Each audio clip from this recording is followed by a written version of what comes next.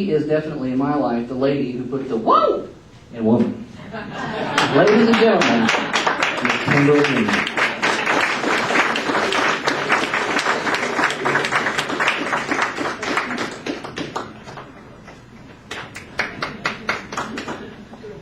Aren't you a little short for a stormtrooper? I love this woman.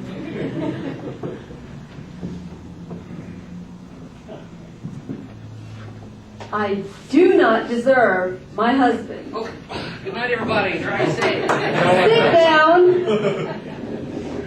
Now, in front of you all is a piece of paper with a question on it. What did she mean by that? I want you to write down your first response to that gut instinct. Don't overthink it, just write down your first response.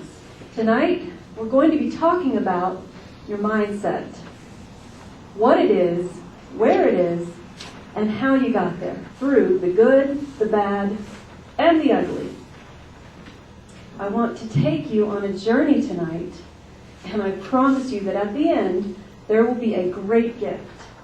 But we do have to get through some stuff first. Will you allow me to do this? Yes. Great, let's go. Thank you. I love that attitude. Let's do it. Nike said. Well, there are a lot of contributing factors to our attitude and our mindset. And I think we can all agree some of those do have a stronger impact than others. We're going to examine that tonight through our circles of influence. We're going to be starting with you. Okay, now you certainly have the ability to control your own attitude and your mindset every day. For instance, you wake up in the morning, first thing, well, you trip over the cat, of course, then you stub your toe. Dang it, bleep, bleep, bleep. What just happened? A change in your mindset, a shift right there. Now you can still recover from that. Just breathe. Okay, calm. Serenity now. It might help, but the point is the battle for your attitude has already begun. Well, I just wanted to point out also that even with the best of intentions, we're still impacted by a lot of outside influences over which we may not have direct control. Now we're going to identify a few of those influences. Who can give me an example of an outside influence or input? The weather?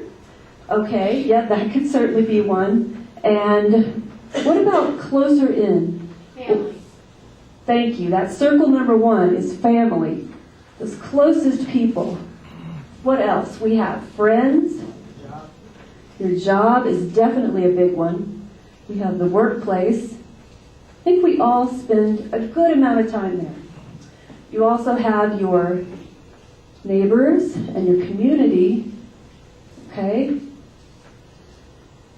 We're going to call those the social. Now, the outside circle, that last one we're going to call other. Okay, and that can include a lot of things. TV, media outlets, the movies, music that you listen to. A lot of different things can fall in that category. And all these influences can be both positive or negative. Okay, so we've identified these various influences that impact us.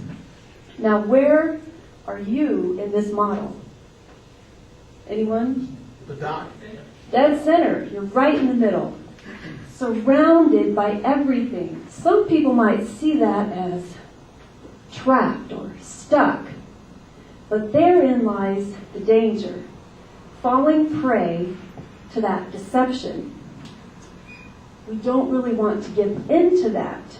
But let's look at what does it really look like to give into that negative input and just feel those negative influences as they are. Okay, and that's your spiral. Okay, you start here at the top of the day, in the very beginning. When you wake up, first thing, you trip over the cat, then you stub your toe, then you spend 10 minutes looking for a Band-Aid to fix it up. Well, of course, now you're late getting out the door. Then you spill coffee on yourself.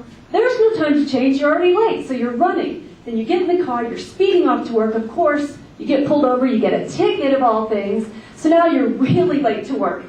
By the time you finally show up there, the boss is really angry because you missed the first meeting, right? And guess what? Your day hasn't even begun yet. And where are you? You're at the bottom of that spiral. Not a great place. To explain that a little bit deeper, circumstances cause us pain. And when we are surrounded by a lot of negative inputs and influences, those things compact upon each other. And what about the sympathizers that come along in your life? And, oh my goodness, that is so terrible, I hate to hear that. You poor thing, I'm so sorry. Gosh, that's awful. And then they're gone. Did that do anything for you? Made you feel worse. It just kind of reinforces that negative place, right? And what you're looking for when you're there is a hand to help pull you out. When these negatives just compound and compound upon each other, well, it sends us down that spiral into a very dark and sad place. Maybe even a very desperate place. How many of you know what I'm talking about? You've been there. You've felt that. It's okay. We've all been there. Just a quick aside. For those of you that, yes, you hear that, you agree, you've been there, and you've raised your hand, congratulations. You're already halfway home. And for those of you that you've been there, you felt that, you agree with that, but you didn't raise your hand, keep coming back. You'll get it. Now let's talk about what is it that holds us back from taking action to make change happen in our lives. Just one word. Fear. Fear of the unknown. Fear of stepping out. Fear of more pain. Maybe fear of losing relationships. Well, here is the dirty little secret about fear. The things that we fear happening in our lives are the very things we manifest into our lives. Why? Because our focus is on fear. When our focus is on the fear, that becomes the driving force, the motivator behind all of our actions and our inactions, behind everything that we do, and especially what we don't do. So here's the thing. There is an innate part in each of us that doesn't buy into that deception. There is that knowing beyond logic, that hope that believes in that still small voice.